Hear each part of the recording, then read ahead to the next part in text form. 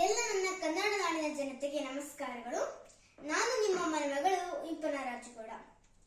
ಬಂಧುಗಳೇ, ಇಲ್ಲಿ ತಾಯಿಯ ಪಾತ್ರ ಮಹಾಭಾರತದಲ್ಲಿ ಏನಿತ್ತು ಅನ್ನೋದನ್ನ ನಾವು ನಿಮ್ ಜೊತೆ ಸ್ವಲ್ಪ ವಿಚಾರಗಳನ್ನ ಹಂಚ್ಕೊಬಹುದು.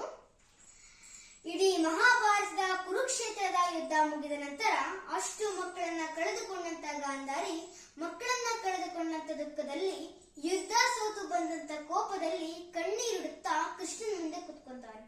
ಅದೇ ಸಮಯಕ್ಕೆ ಯುದ್ಧ ಗೆದ್ದು ಬಂದಂತ ಪಾಂಡವರ ತಾಯಿ ತನ್ನ ಮಕ್ಕಳೊಂದಿಗೆ ಕುಂತಿ ಬಂದು ಗಾಂಧಾರಿ ಅದರ ಒಳಗೆ ಕುತ್ಕೊಳ್ತಾರೆ. ಮಧ್ಯದಲ್ಲಿ ಶ್ರೀಕೃಷ್ಣ ಪರಮಾತ್ಮ ನಿಂತಿರ್ತಾರೆ. ಕಣ್ಣೀರ್ ಸುರಿಸ್ತಾ ಗಾಂಧಾರಿ ಮುಷ್ಟಿ ಬಿಗಿ ಹಿಡಿದು ಗಟ್ಟಿ ಧ್ವನಿಯಿಂದ ಕೋಪದಲ್ಲಿ ದುಃಖದಲ್ಲಿ ಕೃಷ್ಣನ ಹತ್ರ ಕೇಳ್ತಾರೆ, ಪ್ರಶ್ನೆ ಮಾಡ್ತಾರೆ. ಕೃಷ್ಣ, ಯಾಕಿಂತ ಅನ್ಯಾಯ ಮಾಡಿದೆ ನನಗೆ? ಜಗತ್ತೇ ನಿನ್ನ ಸುಳ್ಗಾರ ಅನ್ಬಹುದು, ಜಗತ್ತೇ ನಿನ್ನ ಮೋಸಗಾರ ಅನ್ಬಹುದು, ಆದ್ರೆ ನನಗ್ ಗೊತ್ತು ನೀನೇ ಭಗವಂತ ಅಂತ. ಹೇಳು, ನನಗೆ ಯಾಕಿಷ್ಟು ಕೆಟ್ಟ ಮಕ್ಕಳನ್ನ ಕೊಟ್ಟೆ? ಕುಂತಿಗ್ ಮಾತ್ರ ಯಾಕಷ್ಟು ಒಳ್ಳೆ ಮಕ್ಕಳನ್ನ ಕೊಟ್ಟೆ?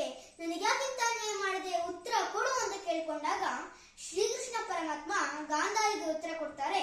ಅಮ್ಮ ಗಾಂಧಾರಿ, ನೀನೇ ಯೋಚನೆ ಮಾಡಮ್ಮ ತಾಯಿ, ನಿನ್ನ ಮಕ್ಕಳಲ್ಲೂ ಕುಂತಿಯ ಮಕ್ಕಳಲ್ಲೂ ಇದ್ದ ವ್ಯತ್ಯಾಸವೇನಮ್ಮ? ಬಹಳ ವ್ಯತ್ಯಾಸವೇ ಇರ್ಲಿಲ್ಲ.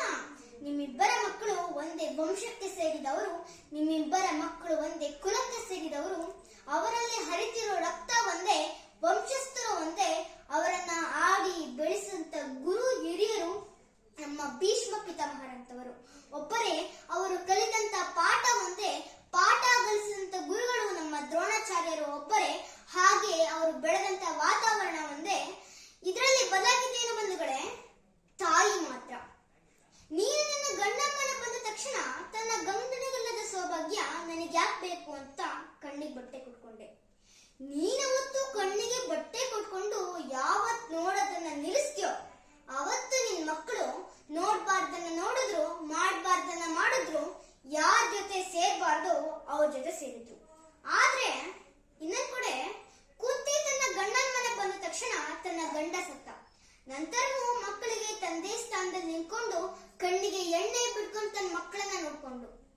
ಅದಕ್ಕೆ ಯುಧಿಷ್ಠಿರ ಅಂದ್ರೆ ನೆನಪಾಗುದಿಲ್ಲ ಬಂಧುಗಳೇ, ಧರ್ಮರಾಯ ಅಂದ ತಕ್ಷಣ ನೆನಪಾಗುತ್ತೆ. ಹೀಗೆ ಒಬ್ಬ ತಾಯಿಯ ಪ್ರಾಮುಖ್ಯತೆ ಏನಿತ್ತು ಅನ್ನೋದನ್ನ ನಾನು ನಿಮ್ ಜೊತೆ ಹಂಚ್ಕೊಂಡೆ.